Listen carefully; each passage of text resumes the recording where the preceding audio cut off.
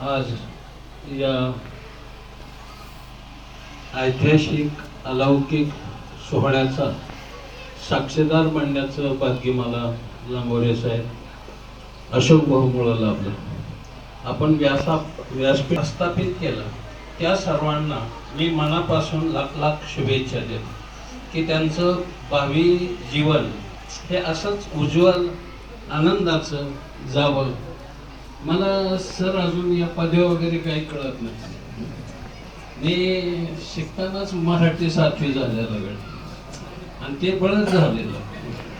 त्याच्यामुळे हे काय हे मला विचारावं लागतं. नातवाला ह्याला नातू वगैरे आहेत हुशार, माझे मुलं वगैरे चांगले आहेत ते. पण ती सध्या IPL चालू असल्यामुळे तिथून हालत नाही. काही ना छंद असतो, मलाही पाहण्याचा छंद आहे. छंद म्हणण्यापेक्षा कंड आहे अजून. कंड वेगळा आणि छंद वेगळा. छंद हा काही काळाने सुटतो, पण जो कंड लागलाय ना तळेरामचा, राम गणेश गडकर यांचा एकच प्याल्यातला, तो नाही सुटत शेवटपर्यंत. किती प्रयत्न करा, हे जरा अवघड गणित आहे. म्हणून या संपूर्ण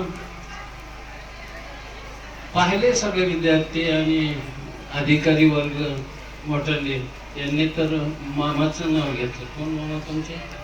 ते हे मामा मुलगी पिलगी आहे का? मी म्हणलं ह्याकडे मामाला का हात मारले. कधी कधी असं वाटतं राहुल अशा प्रकारचं की आहे जीवन चांगलं आणि नात्यातलंच असावं. त्या काळात मी शुभेच्छा द्यायला असेल नसेल, पण आजच देतो. म्हणून जीवन सुंदर जग, आनंदी जग. दिवसाला 10-5 मिनिटं खळखळून हसत जा. हसल्याने ब्लड प्रेशर वाढत नाही, अटॅक येत नाही, शुगर वाढत नाही, टेन्शन संपून जात. 10 मिनिटं हसलात तर 1 मिनिट आयुष्य वाढतं. पण काही माणसं आयुष्य हसत नाही, गंभीर असतात. जणू त्यांच्यावर तेले आला एक काय कळलं. नेमकं काय जीवनाचं गणित आहे तेही मला कळत नाही. आता काही माणसं आरोप करतात, माझ्यावर बोलतात, महाराज आम्ही एकटंच असतो, कसं काय हसायचं? दार लावून कपडे काढून हसायचा. जीवनात एक बार हसायला शिकणं. या जगण्यावर, या जन्मावर शततः प्रेम करावे, कशाला या महाकवींनी म्हटले. कधीतरी जीवनाचा निकोपार्थ समजावून घ्या. लगेचच्या लगेच तत्वज्ञान कळत नसतं. एकदमच आता आमचं वारकरी तत्वज्ञानाचे शब्द जरी तुम्हाला सांगितले तरी ते ज्ञात येणार नाही.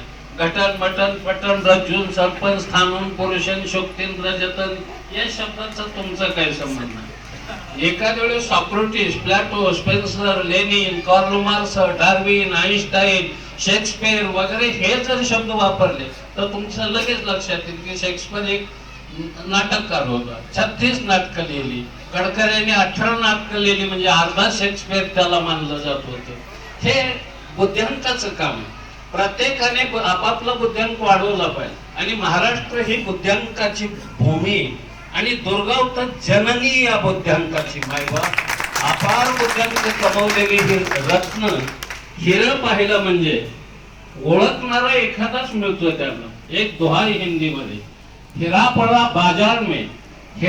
बाजार में रहा तो लपटाय, बहुतेक मूर्ख चली गए पारखिले उठाय म्हटलंय.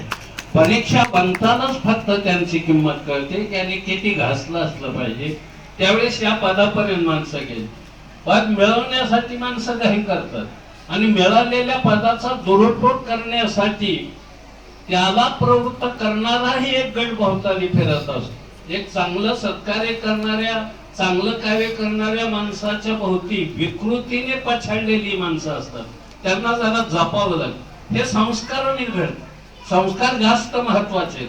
म्हणून तुम्ही आपल्या संतानावर त्याला आर्थिक पाठबळ देण्यापेक्षा, त्याला अर्थार्जनाने परिपूर्ण बनवण्यापेक्षा संस्काराने परिपूर्ण बनवलं तर जास्त सुखप्रद होईल. ते भविष्यात उपयोगीच आहे. हे गंमत सांगतो.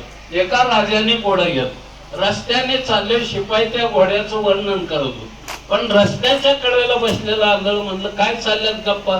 ते म्हणला राजाने घोडा घेत. ते म्हणला कशाला घेतलं घोडं? हे तर पाण्यात बसत असलं पाहिजे. ते म्हणलं घोडं कसं काय पाण्यात बसत?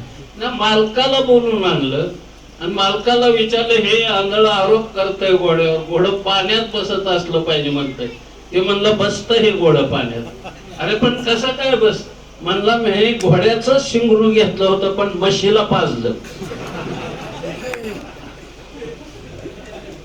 सोडायचं ना. एक पाणी आणि ज्ञान. पाण्याची धार कुठेही लावा, ते आपला रस्ता आपण काढत चाल.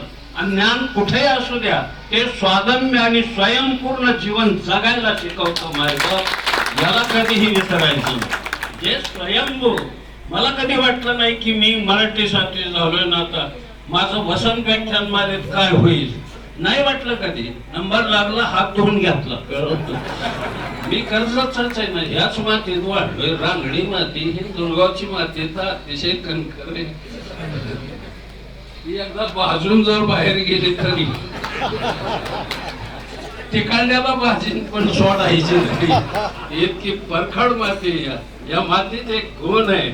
वाम पुरंदरेने एके ठिकाणी म्हटलंय, तुम्ही जर कधी घोडखिंडीत गेला, ज्याला पावनखिंड या नावाने ओळखलं जातं, तिथली माती घेऊन तुम्ही कानाला लावली तर मातीतून आवाज येईल, पोहोचला का रे शोभागडावर, झाला का रे तोफेचा आवाज.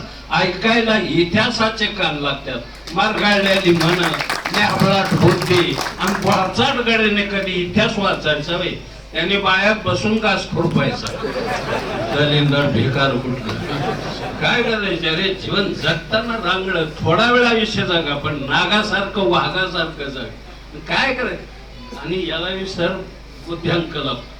हो काय इंग्लंड मध्ये बॅरिस्टर पदवीसाठी 99.99% मार्क घेणारा विद्यार्थी हा महाराष्ट्रातला सुद्धा कधीतरी स्वाभिमान वाटला पाहिजे. शेक्सपियरच्या 36 नाटकापैकी 18 नाटकं मुखोद्गत असणारा विद्यार्थी महाराष्ट्रानेच पाहिला. आणि तुम्ही तर त्यांच्या फार सर जवळ होता त्यांच्या. ही माणसं पाहिली. Barrister P G. पाटला बद्दल बोलतोय. काय बुद्ध्यांक या माणसांचा. कधी कधी आपण आणि आपला बुद्ध्यांक का घसरतोय, त्याचं एक कारण आहे घर्षण नाही त्यात. म्हणून डार्विनने आपल्या उत्क्रांतवादाच्या सिद्धांतामध्ये म्हटलंय, एक पेशी प्राण्यापासून जीव उत्क्रांत होत होत माकडापर्यंत आला आणि माकडाने शेपटीचा उपयोग केला नाही म्हणून शेपूट झडून गेलं. डार्विनचा उत्क्रांतवादाचा सिद्धांत खरा असेल तर माणसाने बुद्धीचा उपयोग केला नाही तर डार्विनच्या उत्क्रांतवादाच्या सिद्धांताप्रमाणे ती निकामी होण्याची किंवा झडून जाण्याची शक्यता आहे. म्हणून तिला तत्वज्ञानाच्या सहानेवर सारखं घासलं पाहिजे.